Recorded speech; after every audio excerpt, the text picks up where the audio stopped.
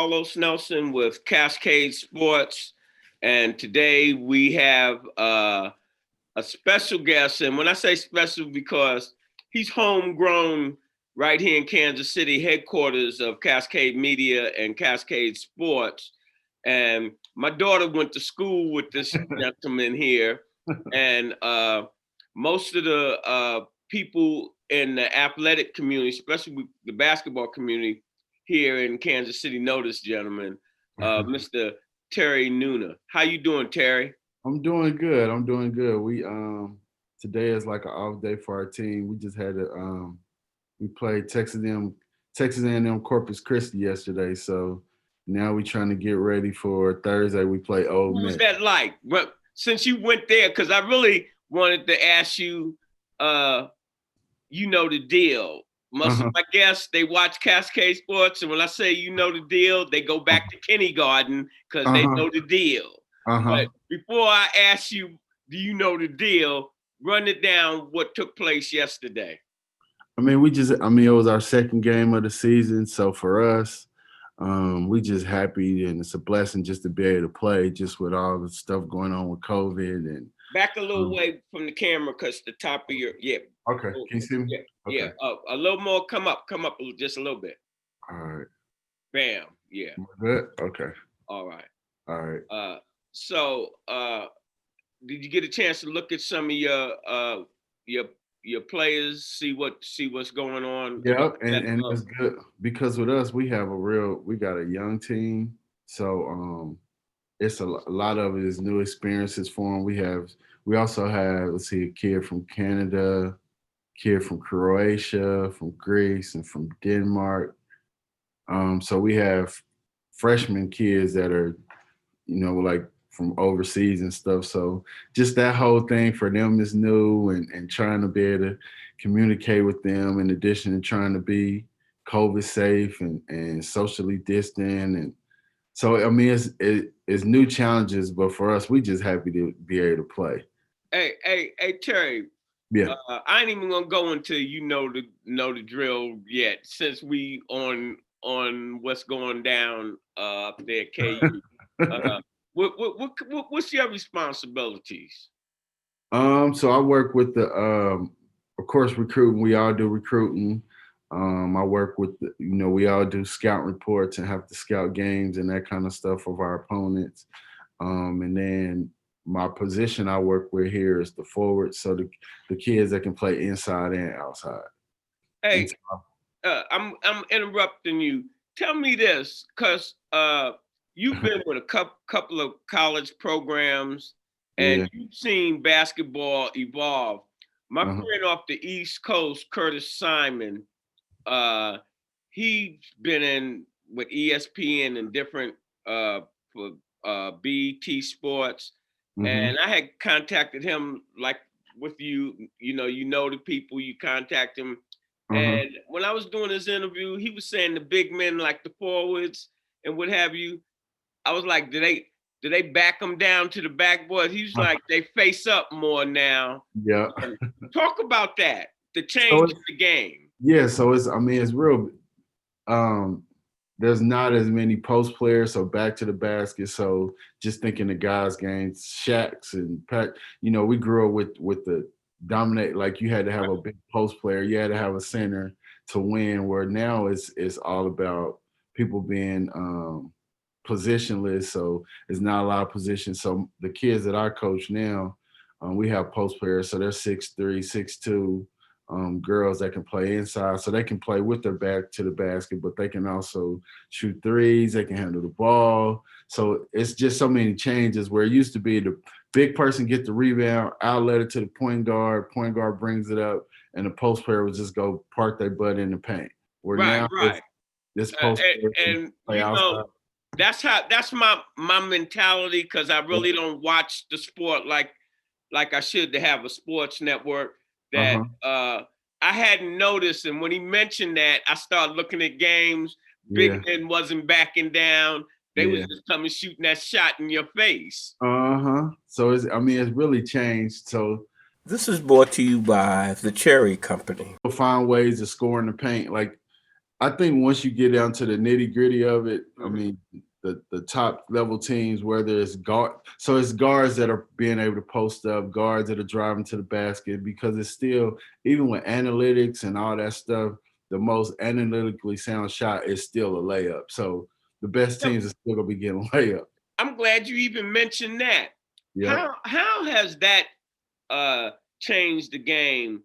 That shot. What's it called? I had a gentleman on. We have another show called Tech in Motion, Uh-huh. and the my interviewer was talking to him about what he did, and they some type of analytic where wherever you're shooting from is covering it. What's the name of that app? Or So we use one that's called Shot Tracker. right. Um, That's who. That's yeah, he worked. They helped develop all of that, and yeah. we talked about it on our tech show. Yeah, Uh, and actually the guy who Davion Ross is one of my good friends, who's like one of the co-founders of Shot Got Tracker. tracker. But it's really just a way of just trying to see where people's shots are, and what people have figured out with analytics now is that the mid-range pull-up shot is kind of like the least valuable shot when you playing basketball. But the crazy thing about it is, I just think it's because people don't work on it as much. Because when you look at the greatest teams, or when you going down to crunch time, you want somebody who can score, who can get to the basket, somebody who can shoot a mid range, and somebody who can shoot threes. So you still want a player that is a threat at all three of those levels. But analytics has, and the numbers has said that it's just not as good of a shot to shoot pull-ups. So everybody's just shooting threes. You want threes, layups, and free throws. And what let's stay on this thread. Uh, how do you feel? Because see, you're switching eras with basketball. As you Yeah. say, you got a taste of the old era, but Uh-huh. there's a new way of doing things now. Mhm. How do you feel shot tracker has affected the game and the mentality of uh, from a coaching standpoint? I think it's just kind of neutralized. But not neutralized. I think it's changed where people don't really focus on throwing the ball in the post and having people that can score with their back to the basket. So I think the biggest way it has changed is not that kids just don't work on it no more, which makes them not as good at it. As opposed to when I grew up, people worked on post moves and that kind of stuff so they can score. Um, but nowadays, people don't work on scoring with their back to the basket as much. I mean, I wish I grew up now, because I was actually a 3-point shooter, so I would have probably been even a better player playing in how they play now than how they played when I grew up. Uh, See, I want to do a lot of different things with you, and I think I'm going to have you on our urban professional show, featuring you Okay, as an urban professional, that's and fine. just stay on top of uh, where we're at right now. Uh-huh. Uh, I want to ask you, uh, what is the difference in play as it relates to going from a like a NAIA Division two, Division Hmm. one, NAIA, and the different divisions? Because you're at the top of the heap right now, Uh-huh. and you've seen. I think you've had experience in all of those different sectors. I Yeah. want you to talk about what that was like. What's the difference in the players Hmm. in the level that you're in now, the Hmm. coaching staff. I know I'm running a lot of No, things no, you're off, fine. but you know, Mr. Nelson's old. I got to say it when it comes to my mind. Uh, No, that's fine. so run that down, and then in running that down, talk about the different tenures you've had along the way Uh-huh. to get where you're at from a college perspective. Okay. What you say a little bit about your playing career, Okay. and then how you got into coaching. We ain't gonna go where I want to go, but go from there and talk about the differences and weave in your conversation something for the young kids that are right here that know you, Okay. how you got there, that inspirational type thing about Okay. that work ethic. Okay. Well, okay. So kind of my path. So for people that don't know, of course I played here at KU. I was a walk-on from 1996 to 2000, and it's kind of a weird thing. The wheels of motion, and how it got started for me coming to KU was I was on the team in that classic Central versus Raytown high school game where Raytown we lost in double overtime. Um, it was, one of the biggest games in Kansas City history. Of course, they still talk about it. And who was your coach? Mark Scanlon. All right. So it was Mark Scanlon against Jack Bush. Rest in peace, Jack Bush, who just passed away. We honoring Jack Bush all week. If you go to in our Facebook page, the Cascade Sport, all week, about 20 videos up on hold it. You know the legend. Yes.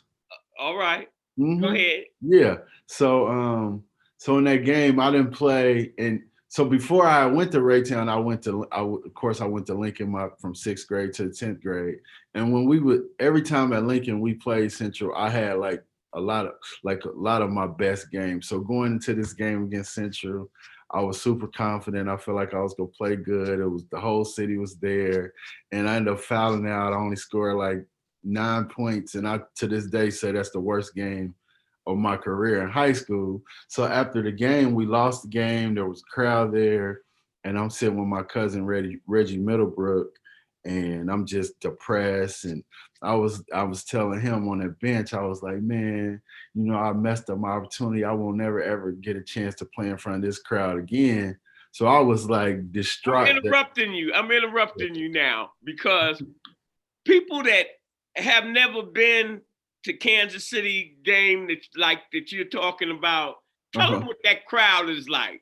The crowd, I mean, for that, so we got there. It was a big time girls game before our game. It was a bunch of trash talk because you had Derek Hood against Teron Lou, who they were AU teammates. You had me moving from Lincoln, from the city to the suburbs.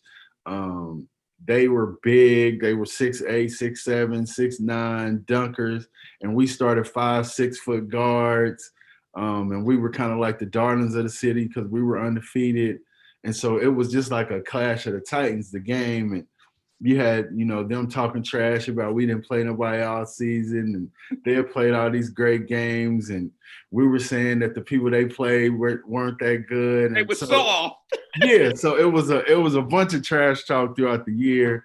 And so we get to the game, and I mean, the fire marshal had to stop letting people in, and there were people trying to bum brush the door, and it was just crazy environment. And I always performed. I felt like I performed good in the biggest games. And, we had big games that year where Raytown against Raytown South where it was sold out, and I played good. I hit game-winning free throws and that kind of stuff. So I was just so disappointed in how I played in the game and didn't think I would ever get an opportunity to play in front of that kind of crowd again. So to think that I was saying that my junior year, and then 2 years later I was playing at KU in front of, the best college atmosphere in the world. Now rewind, cutting you off again. Yeah, what does that? Hold on, I cut my guests off all the time because again, what's in my, tell a young kid how that felt, and did that stop you? That's what I'm. No, it didn't. So it was.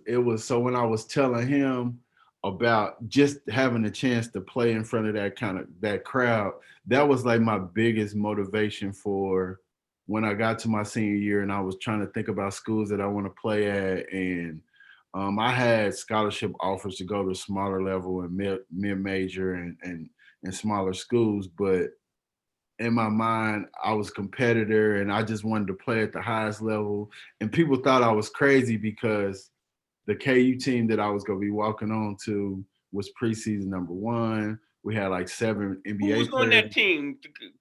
Refresh people's memory. So it was NBA players: Jock Vaughn, Scott Pollard, Rafe LaFrance, Paul Pierce, um, Ryan Robertson played a little bit. Billy Thomas, who's head coach at Barstow, Yeah, was that's on my the. man. Billy You actually came off. introduced me to Billy, I Yeah, believe. Yeah. so Billy was on the team. Jared Haas, who's the head coach of Stanford, was on the team. Was like our starting two guard.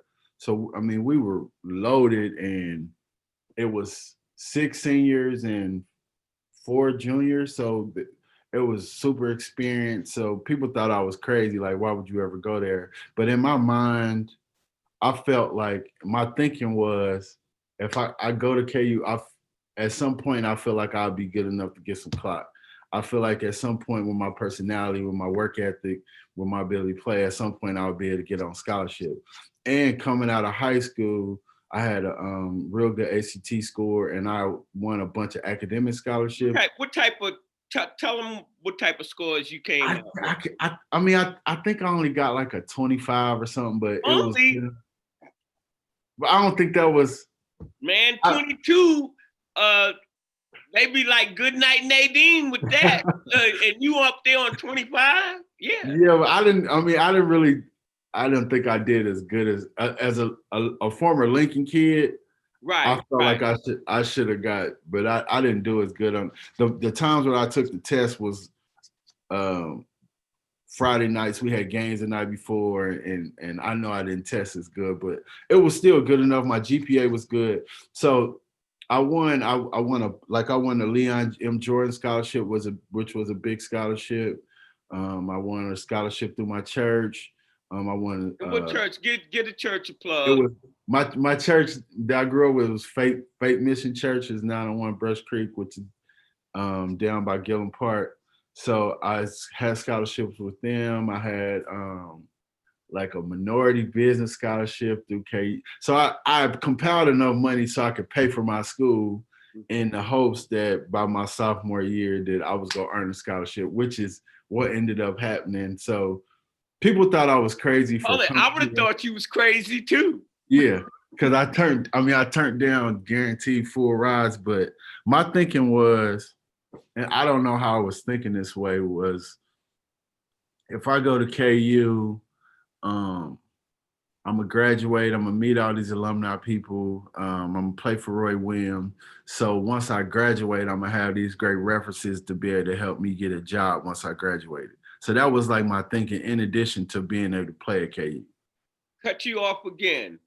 How many? Yeah. How many young athletes you feel at this point, at your age, then have that mindset? Because you're telling me stuff that a lot of these cats don't even get after they done played pro. Know where you know what they Yeah. want to do with their life, and Mhm.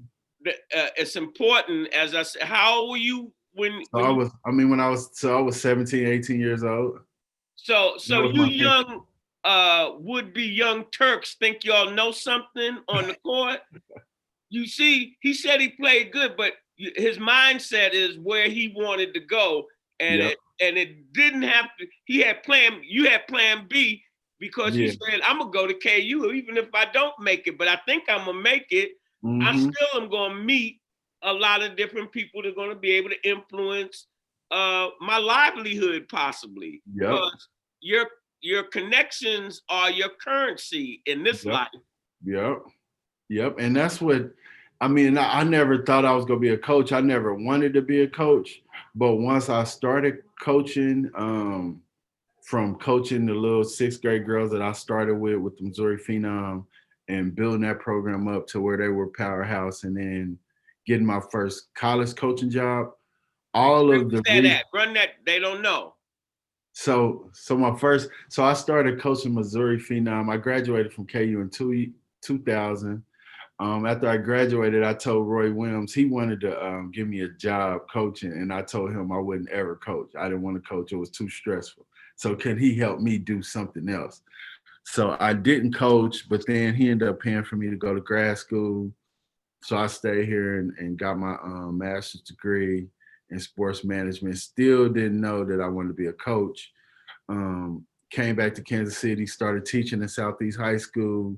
Um, did that for a while, still wasn't trying to coach. And then the coaching bug, Earl Watson had started a boys AAU program, and he wanted to have like an academic piece to it. And since I was teaching and me and him were AAU teammates, he wanted somebody that he could trust to like kind of help him with the academic parts of it.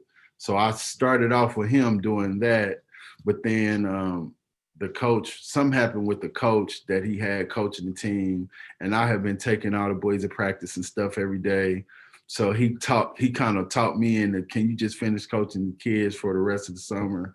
So that was like kind of how I really got started, my AAU coaching tree. And the next summer after that, I started coaching the sixth grade girls team, which is my cousin Reggie Middlebrook, who still runs the Missouri Phenom. He was the one that got me to KU. He was the one that started me playing basketball when I was in the fourth grade. His daughter, Coralla Middlebrook, was in the sixth grade at the time, who now she's a coach, and she played at Alabama and K-State. But she needed a coach. He kind of pulled the family card on me, like, I need you. She needed a coach.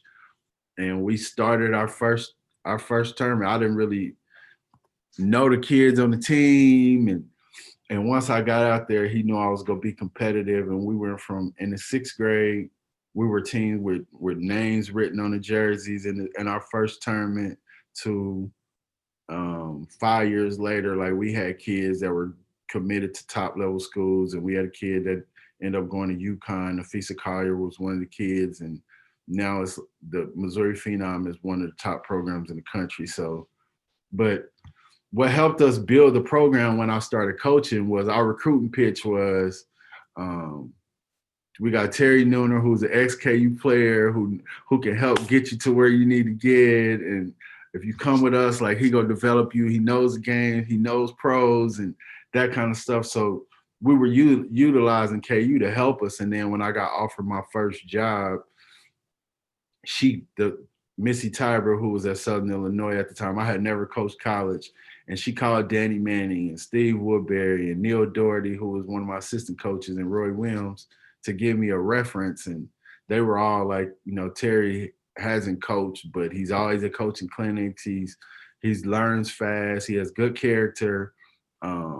He's gonna be a home run for you. He's gonna learn quick. And so she took a chance on me with zero experience, and that was how my whole coaching career got started. Then run on down. Come So, up to where I you was at, at, baby. so I was at Southern Illinois with no experience for a year, and the last day of school, my wife had got pregnant with my first daughter, so it was 2012. It was 2011, 2012. That was my first job. It was the last day of school. My wife got pregnant with my oldest daughter that year. It was the last day of school. We were gonna come back. So it was a Friday. So on that Saturday, we were coming back to Kansas City. She had her baby shower here with all my family, and we was having it down at Brush Creek Community Center with, so all my people can come. I remember. So all the kids at Southern Illinois were leaving. They were going home. So my coach tells me, can you run out to the academics, get all the kids' final grades, and then you can like head on out. So I run down to the academic office. I get the grades. So when I'm walking back to the office, I got a phone call from Bonnie Henriksen, who was a head coach here at KU at the time. And so I picked it up. Me and her had a good relationship. And so I was like, hey, Bonnie, how's it going? And she asked what I'm doing. It's a crazy story. So she was like, well, are you busy? And I tell her no. And so she tells me, well, I just finished talking to your head coach, and we got a spot that just came open here at KU, and I want to know if you would be interested. And I was like, yeah. And she was, so I kind of go crazy. And she was like, okay, I'm happy you're interested. And I was like, what happened? And she tells me Chester Nichols last night took a job to go to Michigan, but it's not out yet. And so I tell her, I said, Bonnie, I just got off the phone with Chester like an hour ago. He didn't say nothing about it. And she was like, yeah, he's trying to keep it under wraps for now.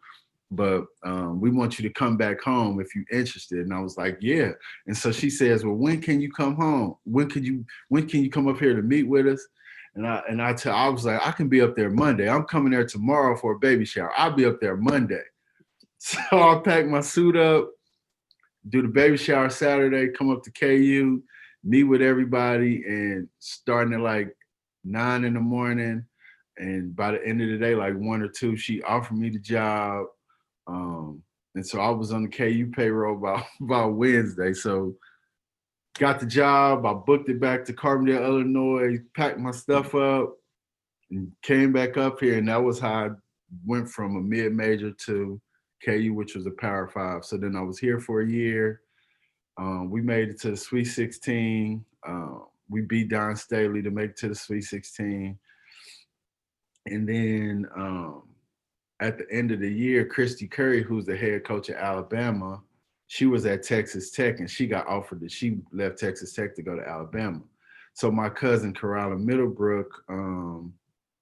Boy, the family card is being played. Yeah, so Corella was playing. Corella had signed to Texas Tech with Christy Curry. And so when Christy Curry, she took her whole staff, but it was one coach she didn't take. And so she wanted to have a black male on the staff going to the SEC. So she called Bonnie and wanted to talk to her about me because we had a great relationship just through recruiting and being we recruited all the same kids. Plus I knew her just from when I was an AAU coach. And so she talked to me about if I'd be interested to come to Alabama. And in my head, I was thinking at some point I want to be a head coach.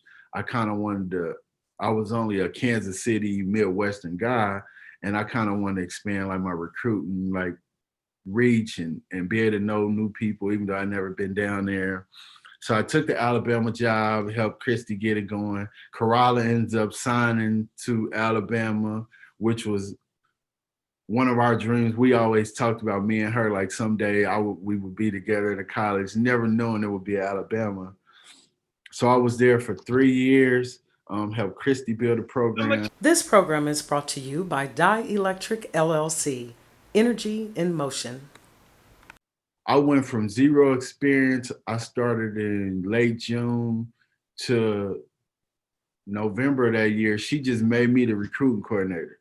She said, you do a good job with the kids, you do a good job relating when you getting kids on campus. And didn't know how to do again, on that recruiting tip.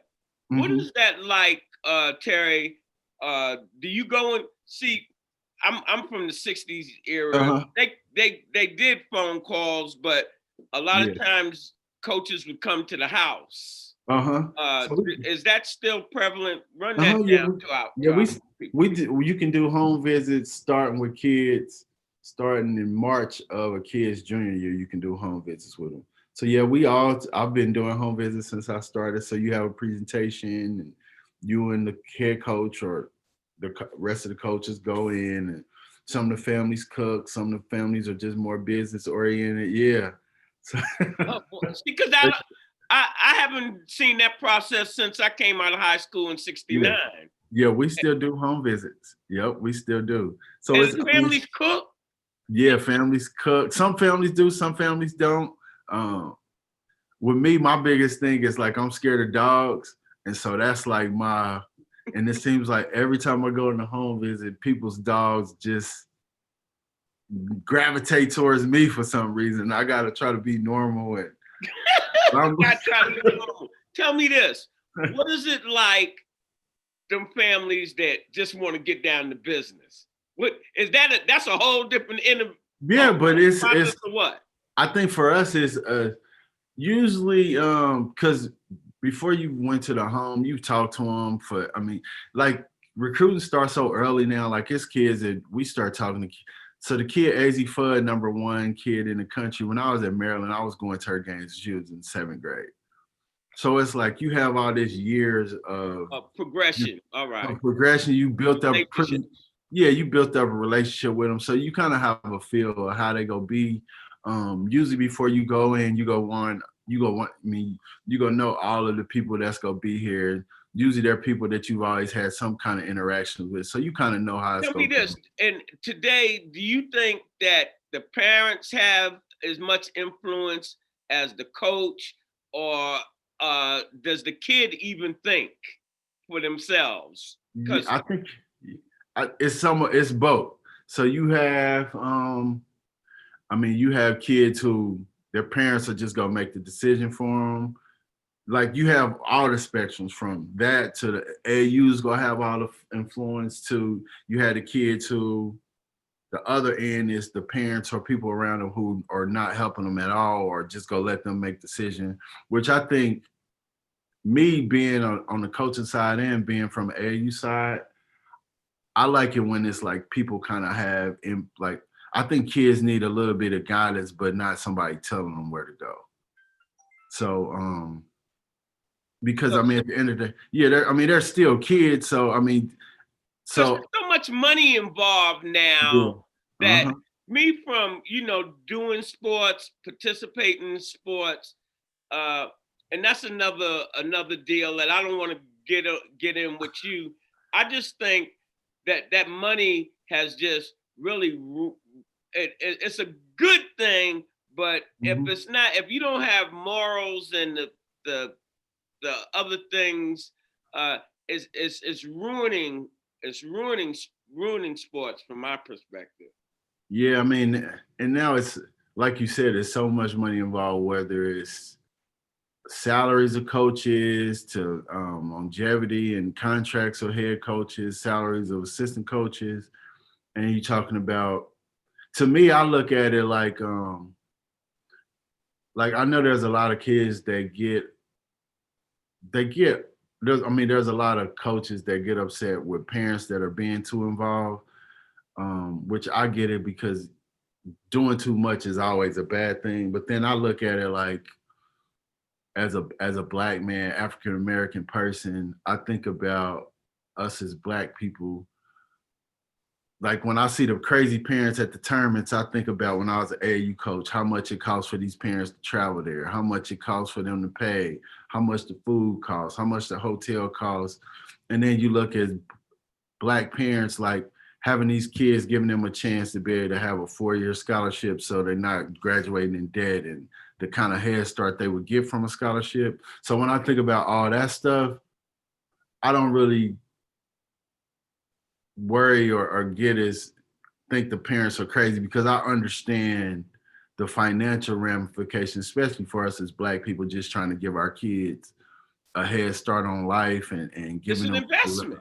Yeah, so it's like the parents when I see parents at an age tournament and they're upset at the kids for not playing good or the kid not getting a chance to play, I'm thinking about all of the money that they've invested in the kid to get to that point. Like now you have tournaments that are charging $25 and $30 to get in, and so it's a lot of money, like you said, all from tournament directors to so, I mean, I just think about the value of kids getting a free education and what that's going to do for their lives. And especially for me, the African American kids who may not have had the opportunities had not they been good athletes. Well, here at Cascade Sports, we put on different events. I don't know. Last year, we put on our exposure camp, Hmm. and we had like 25, 30 boys and the same amount of girls. We filmed the whole event. It's on Cascade Sports. Had a lot of coaches come in. We don't charge Yeah. because I come from the community and I Hmm. know that our resources are limited. Hmm. And when it comes to getting our kids in school, that's number one for at least for us. As you know, we're homeless student athletes.